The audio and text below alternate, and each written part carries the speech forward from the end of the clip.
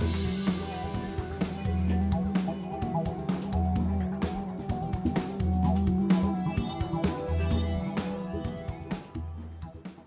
seventh summit ahead of State of the Community of Latin America and the Caribbean States CELAC closed on Tuesday evening in Buenos Aires, Argentina.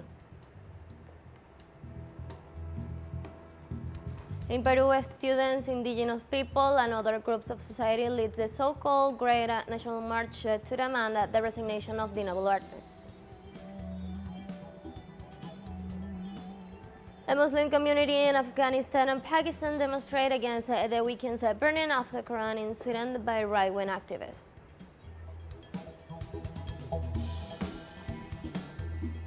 Hello, welcome to From the South. I'm Ana Marrero from the teleSUR headquarters in Caracas, Venezuela. We begin with the news.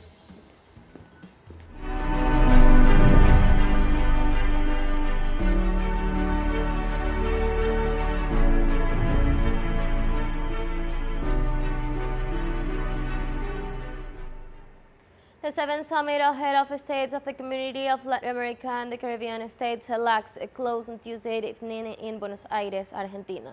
The summit was attended for the first time by the presidents of the representatives of the 33 nations that make up the bloc, with the return of Brazil after Lula da Silva became president of the Latin American nation.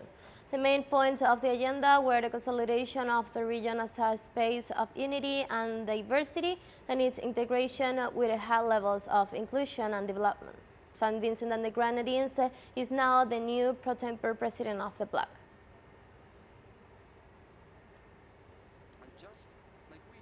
In a video message addressing his fellow head of state and government at the 7th edition of the CELAC Summit, Venezuelan President Nicolás Maduro explained why he was unable to attend to this special event.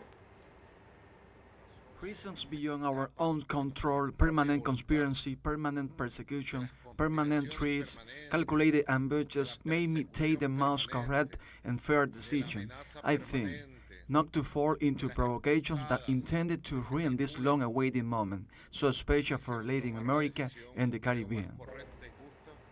Meanwhile, President Nicolás Maduro also referred to the greater threats and forms of interventionism that prevail nowadays.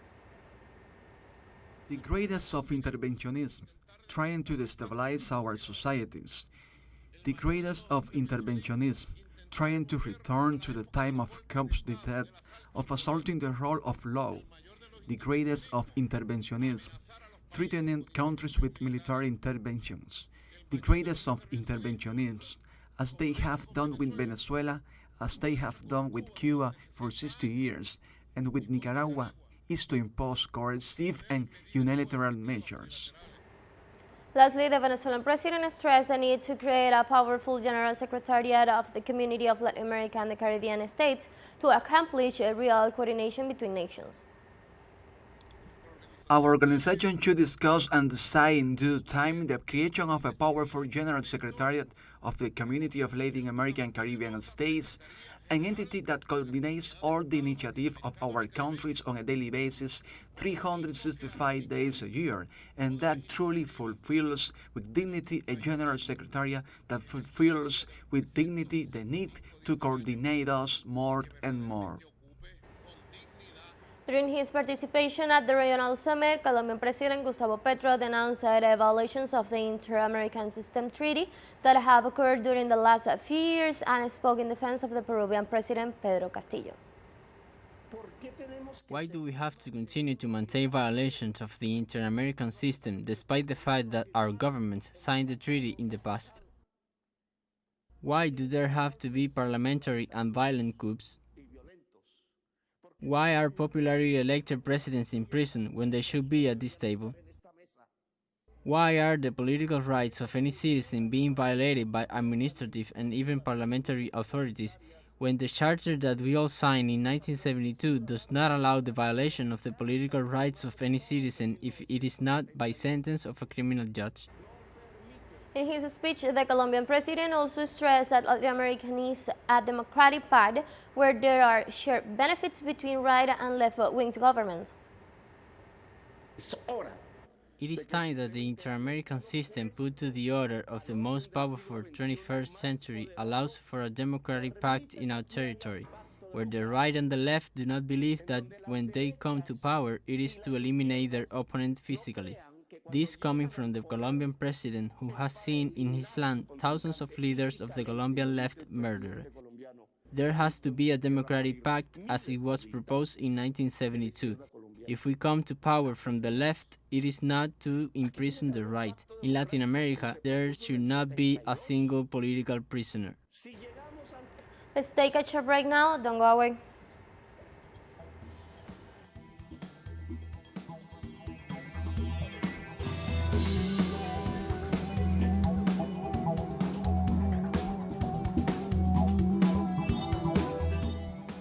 Welcome back to From the South.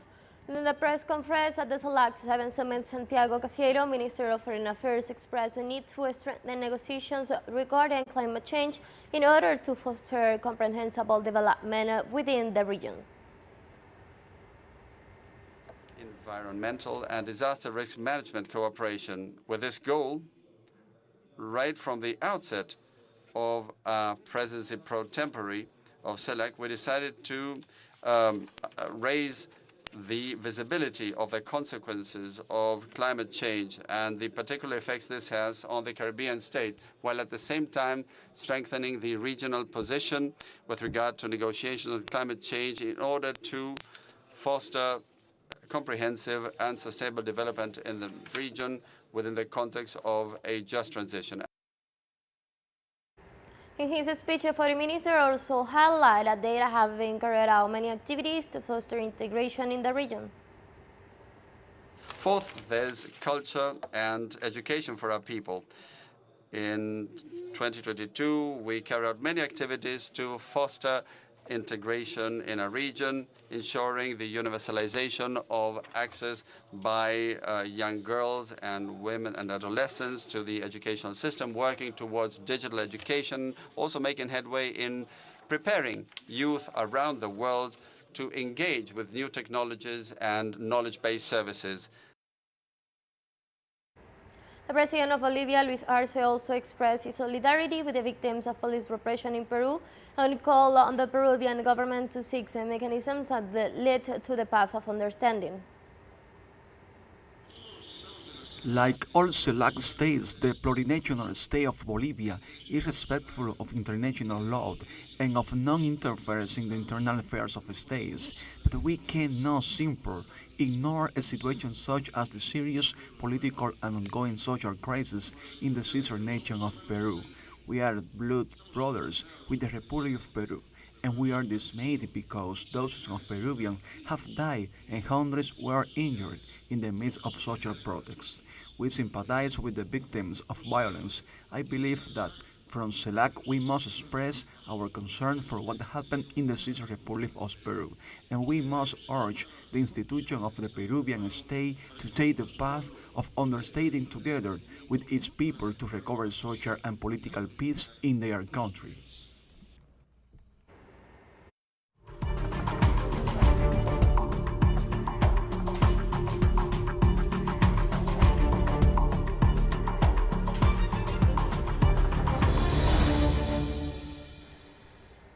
And in Peru, students, indigenous farmers, and other sectors of the Peruvian society held on Tuesday a great national march in Plaza 2 de Mayo to demand the resignation of President Dina Boluarte.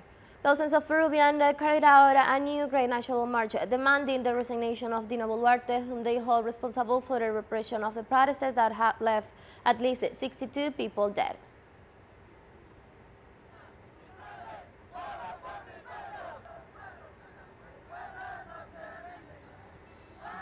And we have more news coming up after this final short break. Don't go away.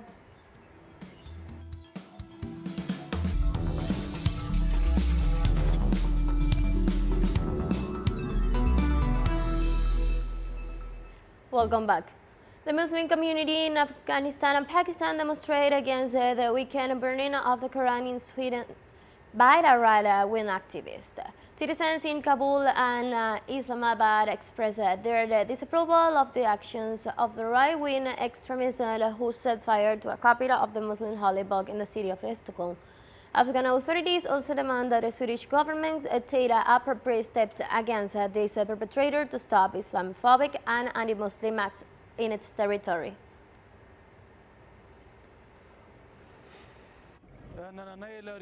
Today's protest, attended by a great number of people of cost, demanded through a declaration that the international community and the Organization of the Islamic Cooperation bring to justice the person who burned the Koran in Sweden.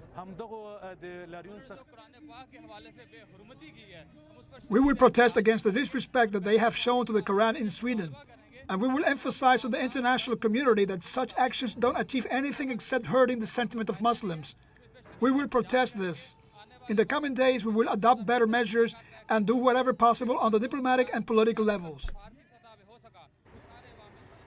The Syrian government, with the support of Russia, restored the Al-Jira military base located in the east of Aleppo in the northern region of the country, which has been closed since 2014. According to a communique from the Russian Ministry of Defense, the joint development of aircraft of the Russian Air Force and the Syrian Air Force of Al-Jira airfield make it possible to protect the border and assure safety of the people of the northern and northeast region of Syria. In 2014, Daesh took control of the small base, but in May 2017, the facility was recaptured by Damascus forces.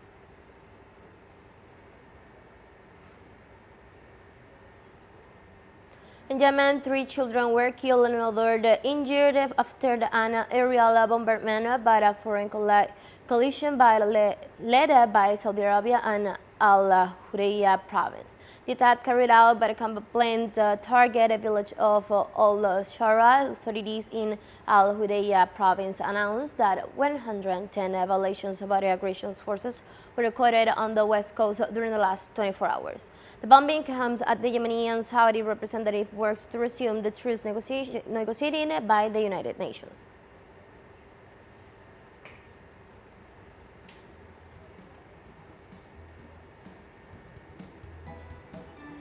And we have come to the end of this news brief, but you can find this and many other stories on our website at telesurenglish.net. You can also join us on our socials. We're on Facebook, Twitter, and on Instagram as well. For Telesur English, I'm from the South, I'm Ana Marrero, and thank you for watching.